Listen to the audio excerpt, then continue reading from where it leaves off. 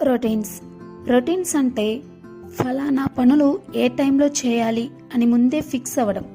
ఆ టైంకి ఆ పనులు ఆటోమేటిక్గా చేసుకుంటూ వెళ్ళడం.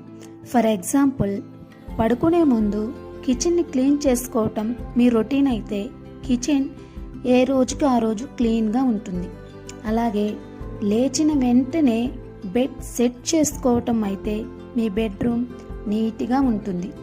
ఇంపార్టెంట్ ఏరియాస్ని డస్ట్ క్లీన్ చేస్తే డస్ట్ లేకుండా ఉంటుంది.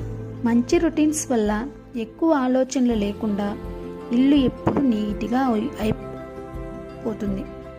ఇలా డైలీ క్లీన్ చేసుకోవటమే కాకుండా వీక్లీ, మంత్లీ అలా కూడా ప్లాన్ చేసుకోవచ్చు.